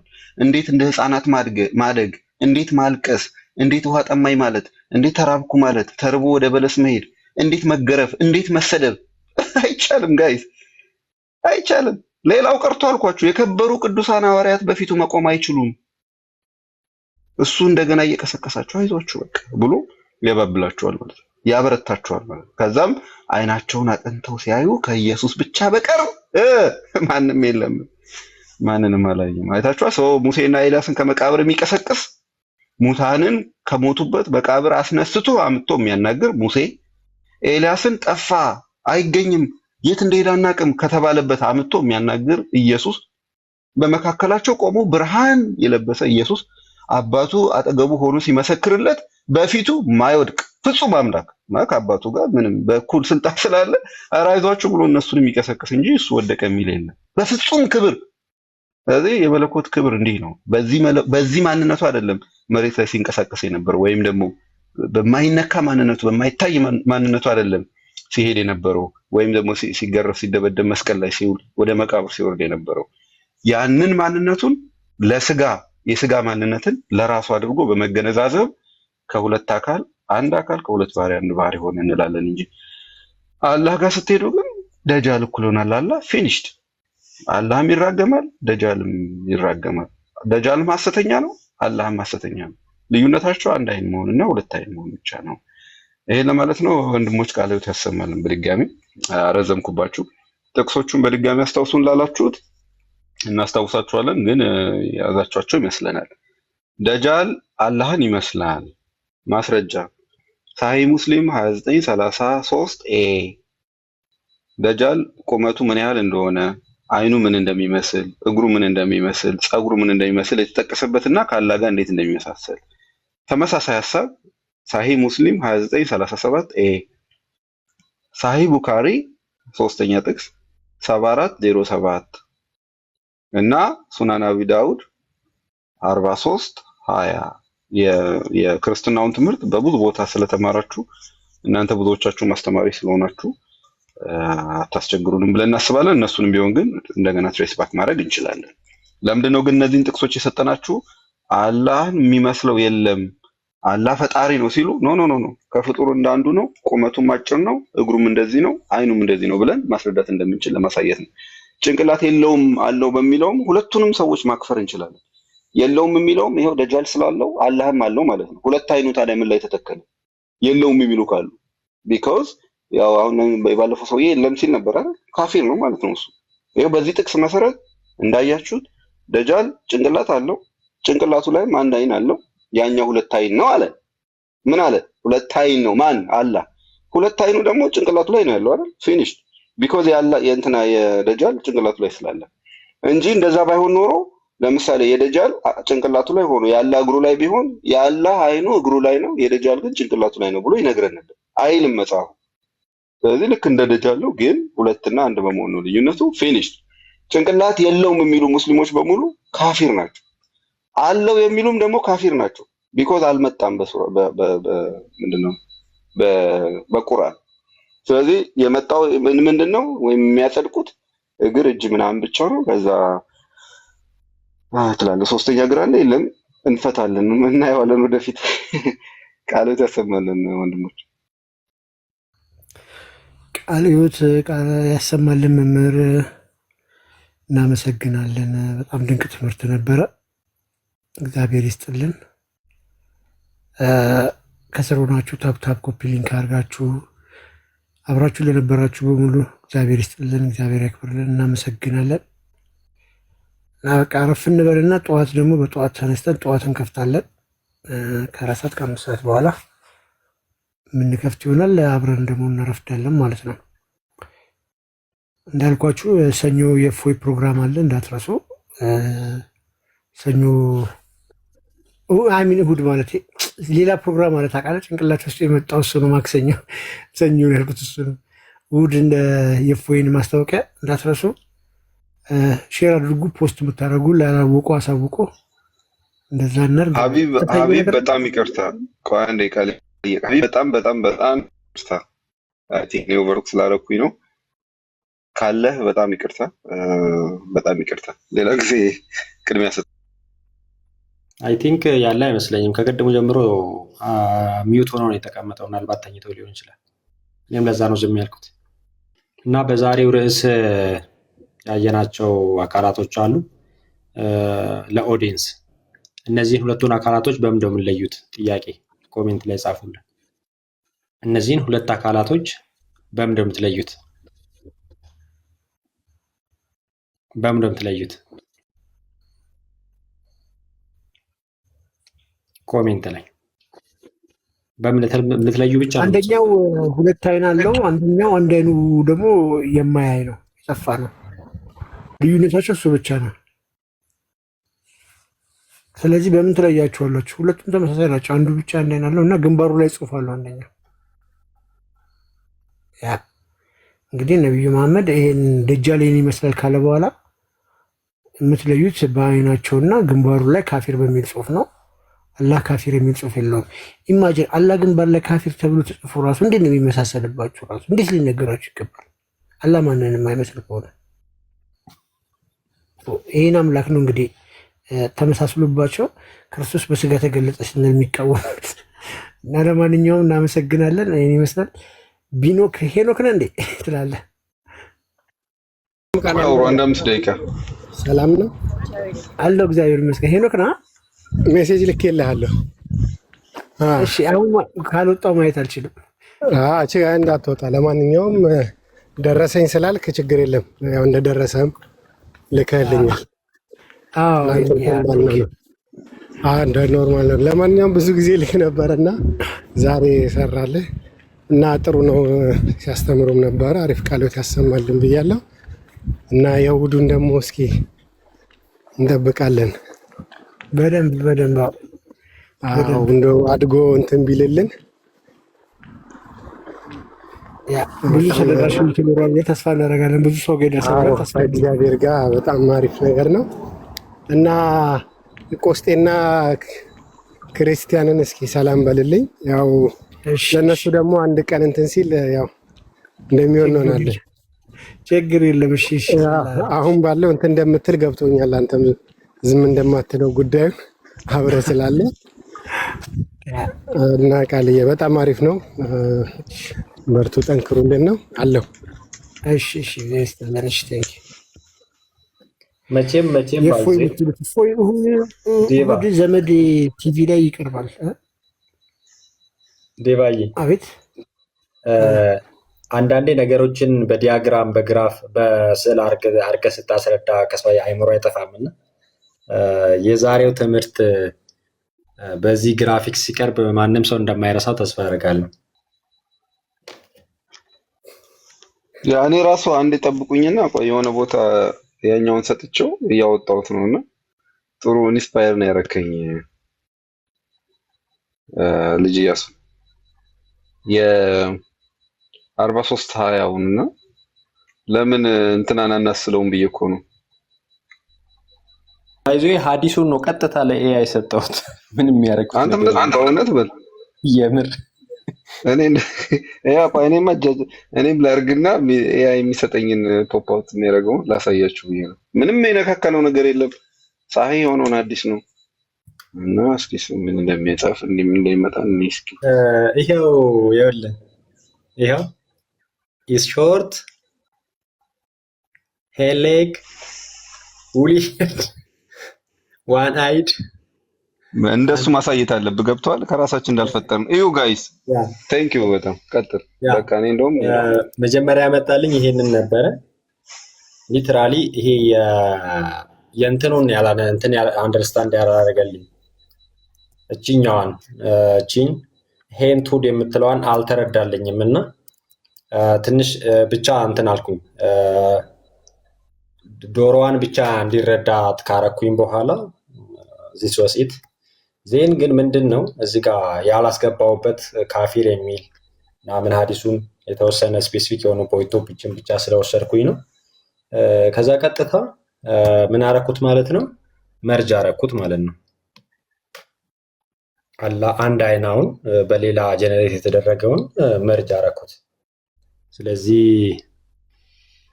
እነዚህ ሁለቱ ባለ አንድ አይናው ደጃል ከሆነ ባለ ሁለት አይናው ኮሜንት ላይ መልሱልኝ። አላህ ነው ማለት ነው።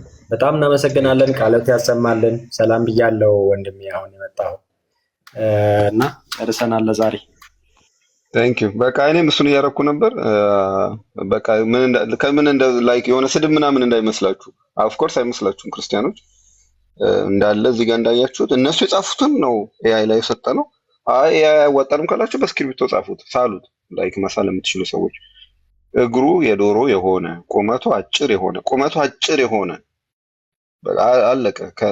አጭር ከተባለ ከአንድ ሜትር በታች ምናምን ሊሆን ይችላል ወይ ከ20 በታች አሁን ነው እንግዲህ ወንዶች እንዳትቆጡ ብቻ እንደዛ። ከዛ ፀጉሩ ፍሪዝ የሆነ እኔ አይደለሁም ራሱ ነው ያለው አንቲክራይስት የሆነ ከዛ እንደዚህ ከዛ ደግሞ ግንባሩ ላይ የተጻፈበት ግንባር አለው ማለት ነው፣ ጭንቅላት አለው ማለት ነው። አይኖቹን ተናገረ። አንዱ አይን ሸውራራ ነው ያኛው ፊኒሽ እና ይሄን ያደረግነው ዲስሪስፔክት ምናምን ከመሰላችሁ ኤአይን አናግሩት ወይም ደግሞ መጻፋችሁን ማለት ነው። ይሄን ነው ደጋገምንባችሁ። ይሄን ላደርግ ነበር ለካ ራስ አድርገዋል ቀድመህና ቴንክ ዩ በጣም ነገ ደግሞ ለአላህ ሚስት እናገኝለታለን ትላለህ። ጠዋት እንገናኝ። መልካም አዳር። ሰላም ክርስቶስ ከእኔ ከእናንተም ጋር ይሁን። የተወደዳችሁ ቻው ብያለሁ።